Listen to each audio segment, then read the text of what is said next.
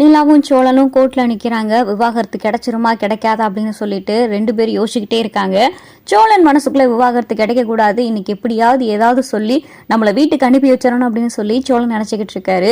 நிலாவுக்கு இப்பயே இந்த நிமிஷமே விவாகரத்து உங்க கொடுத்துடணும்னு சொல்லி நிலா யோசிச்சுக்கிட்டு இருக்காங்க. அப்பதான் பார்த்தா இங்க நீதிபதிக்கு ஒரு போன் வருது.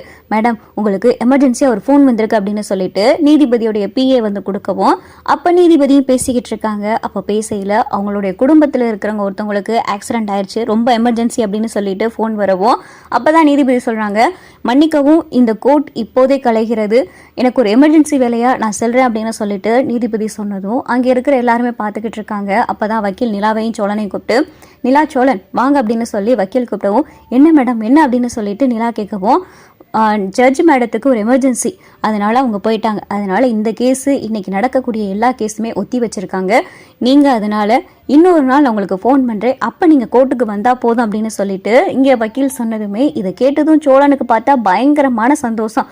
அப்பாடா, இன்னைக்கு விவாகரத்து கிடைக்காது, கடவுளே நீ இருக்கு அப்படின்னு சொல்லிட்டு சோழன் மனசுக்குள்ள நினைச்சுக்கிட்டு இருக்காரு. அப்பதான் நிலா, மேடம் அடுத்த தடவை வரையில கண்டிப்பா விவாகரத்து கிடைச்சிரும்ல அப்படின்னு சொல்லி நிலா கேட்கவும், கண்டிப்பா கிடைச்சிருமா, நீங்க மியூச்சுவலா தானே ஏற்பாடு பண்ணிருக்கீங்க, அதனால கண்டிப்பா விவாகரத்து கிடைச்சிரும் அப்படின்னு சொல்லிட்டு வக்கீல சொல்லிட்டு கிளம்பிடுறாங்க. என்னங்க சோழன், இன்னைக்கு விவாகரத்து கிடைச்சிரும் நினைச்சா இப்படி ஆயிருச்சு அப்படின்னு சொல்லி நிலா சொல்லிக்கிட்டு இருக்கவும், பரவாயில்ல விடுங்க, அடுத்த தடவை வரையில பாத்துக்கலாம் அப்படின்னு சொல்லி சோழன் மனசுக்குள்ள சந்தோஷப்பட்டுக்கிட்டு இருக்காரு. அதே கோர்ட்ல தான் பார்த்தா பல்லவனுடைய அம்மா மனோகரும் நின்றுக்கிட்டு இருக்காங்க. இதை பார்த்தா நிலா பார்த்துடுறாங்க. என்ன அப்பா நிக்கிற மாதிரி இருக்கு அப்படின்னு சொல்லி நிலா பார்க்கவும், மனோகர் பல்லவனுடைய அம்மா கிட்ட பேசிக்கிட்டு இருக்காரு. இவங்க 2 பேரும் பேசிக்கிட்டு இருக்காங்க. கூட பார்த்தா ஒரு வக்கீல் இருக்காங்க. சோழன் பார்த்தா முன்னாடி போயிடாரு. எங்க நான் போய் காரை பார்க்கிங்ல எடுத்து வந்து நிக்கிறேன், நீங்க வாங்க அப்படின்னு சொல்லிட்டு சோழன் சொன்னதும் மனோகரும் பல்லவனுடைய அம்மாவும் என்ன பேசிக்கிட்டு இருக்காங்க, கூட ஒரு வக்கீல் இருக்காரு. இதெல்லாம் பார்த்தா நிலா பார்த்துக்கிட்டே இருக்காங்க. எதுக்கு அப்பா பல்லவனுடைய அம்மா கிட்ட பேசிக்கிட்டு இருக்காரு, இவங்களுக்கும் இவருக்கும் என்ன சம்பந்தம், பல்லவனுடைய அம்மாவே எனக்கு யாரு என்னன்னு இங்க வந்தா தெரிஞ்சிச்சு, ஆனா அப்பாவுக்கு பேசிக்கிட்டு இருக்கிறத பார்த்தா முன்னாடியே தெரிஞ்சிருக்கும் போலயே, என்னவா இருக்கும் அப்படின்னு சொல்லி நிலா பார்த்தா 2 பேர்த்தையுமே பார்த்துக்கிட்டு இருக்காங்க. கூட ஒரு வக்கீலும் பேசிக்கிட்டு இருக்காங்க. சரி, இது எப்படியாவது தெரிஞ்சுக்கிறேன்னு அப்படின்னு சொல்லி நிலா ஒரு மரத்து பின்னாடி நின்று பார்த்துக்கிட்டே இருக்காங்க. அப்பதான் நிலாவுடைய வக்கீல் கிட்ட போறாங்க.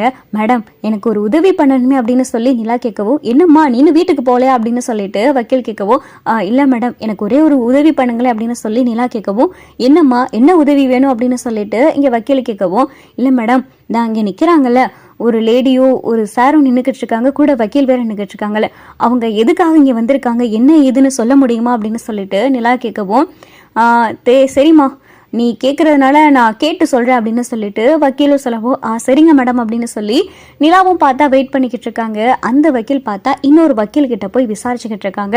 அப்ப விசாரிக்கையில தான் அவங்க ஏதோ சொத்து விஷயமா இங்க வந்திருக்காங்க அப்படின்னு சொல்லிட்டு இங்க பார்த்தா அந்த வக்கீலுக்கு தெரிய வருது. அந்த வக்கீல் நிலா கிட்ட வந்து சொல்றாங்க, மா அவங்க ஏதோ சொத்து விஷயமா வந்திருக்காங்க, அவங்களுடைய கேஸ் எனக்கு ஹியரிங்க்கு வந்திருக்கு போல, அதனால அந்த சொத்து பிரச்சனையை தீர்க்கறதுக்காக வந்திருக்காங்க. அந்த அம்மா பேர்ல இருக்கிற சொத்து இவர் பேருக்கோ இல்ல இவர் பேர் மேல இருக்கிற சொத்து அந்த அம்மா பேருக்கோ ஏதோ ஒரு விஷயம், ஆனா இவங்க 2 பேத்துக்குள்ளே ஏதோ ஒரு சொத்து பிரச்சனை, அதனால அங்க வந்திருக்காங்க அப்படின்னு சொல்லிட்டு வக்கீல் சொன்னதும் நிலா கிட்ட அப்பதான் வக்கீல் கேட்குறாங்க, ஏமா அவங்க உனக்கு தெரிஞ்சவங்களா அப்படின்னு சொல்லி வக்கீல் கேட்கவும், ஆமா மேடம், கொஞ்சம் தெரிஞ்சவங்க, ஒரு தூரத்து சொந்தம், நான் போய் கேட்டால் எதுவும் சொல்ல மாட்டாங்க, அதனால தான் உங்களை வச்சு தெரிஞ்சுக்கிட்டேன் அப்படின்னு சொல்லி நிலா சொல்லவும், சரிம்மா அடுத்த ஹியரிங்க்கு வந்துருங்க அப்படின்னு சொல்லிட்டு வக்கீலும் போயிடறாங்க. சொத்து பிரச்சனையா, இவங்க 2 பேத்துக்கு என்ன சொத்து பிரச்சனை, இது என்னடா புது கதையா இருக்கு அப்படின்னு சொல்லி நிலா பார்த்துக்கிட்டே இருக்காங்க. அப்பதான் சோழன் வந்து, நிலா வாங்க போலாம் அப்படின்னு சொல்லி சோழன் கூப்பிடவும், சரி சோழன் அப்படின்னு சொல்லி நிலாவும் பார்த்தா வந்துடுறாங்க. நிலாவும் சோழனும் ஆட்டோல வந்துகிட்டு இருக்காங்க. வர வழியில ஃபுல்லா நிலா அதை பத்தி யோசிச்சுக்கிட்டே இருக்காங்க. என்னவா இருக்கும், எதுக்கு பல்லவனுடைய அம்மா அப்பா கிட்ட பேசிக்கிட்டு இருந்தாங்க, என்ன விஷயமா இருக்கும், அன்னைக்கு ஃபோன் பண்ணி என்ன ஏதுன்னு கேட்போமா, இன்னைக்கு அப்பா எங்கே போயிருக்காருன்னு கேட்போமா, ஒருவேளை அவங்களுக்கு தெரியலன்னு சொல்லிட்டா இவர் தான் எங்கே போறாரு என்ன வராருன்னு சில விஷயமே வீட்டுக்கே தெரியாது, இவர் இங்கே சென்னையில் இன்னைக்கு சொத்து பிரச்சனையா கோர்ட்ல இருக்காரு, என்னவா இருக்கும் அப்படின்னு சொல்லி நிலா யோசிச்சுக்கிட்டே இருக்காங்க. என்னங்க வானம் அப்போலேருந்து பார்த்துக்கிட்டே இருக்கேன், ஏதோ யோசிச்சுக்கிட்டே இருக்கீங்க, என்ன விஷயம் அப்படின்னு சொல்லி சோழன் கேட்கவும், இல்லை சோழன் உங்ககிட்ட சொல்லலாமா சொல்லக்கூடாதான்னு தெரியல, இன்னைக்கு நம்ம கோர்ட்டுக்கு போயிருந்தோம்ல, ஆமாம் கோர்ட்டுக்கு போயிருந்தோம், அடுத்த ஹியரிங்க்கு வர சொல்லியிருக்காங்க, என்னங்க இப்போ அதுக்கு அப்படின்னு சொல்லி சோழன் கேட்கவும், இல்லைங்க கோர்ட்டில் எங்கள் அப்பாவை பார்த்தேன் அப்படின்னு சொல்லி நிலா சொல்லும், உங்கள் அப்பாவியா, உங்கள் அப்பாவா அங்கே வந்திருக்காரு, என்னங்க உங்களை எதுவும் பார்த்துட்டாரா, எதுவும் பிரச்சனை பண்ணாரா அப்படின்னு சொல்லி சோழன் கேட்கவும், ஐயோ அதெல்லாம் இல்லை, அவரை நீ பார்க்கவே இல்லை, நான் தான் அவரை பார்த்தேன், அப்புறம் என்னங்க அப்படின்னு சொல்லிட்டு சோழன் கேட்கவும், கூட யார் இருந்தான்னு தெரியுமா அப்படின்னு சொல்லி நிலா கேட்கவும், யாருங்க இருந்தா அப்படின்னு சொல்லி சோழன் கேட்குறாரு. கூட உங்க அப்பாவுடைய 2வது மனைவி, அதாவது பல்லவனுடைய அம்மா, அவங்க தான் இருந்தாங்க, நான் பார்த்தேன் அப்படின்னு சொல்லிட்டு நிலா சொல்லவும், அப்போ பார்த்தா சோழன் சிரிக்கிறாரு.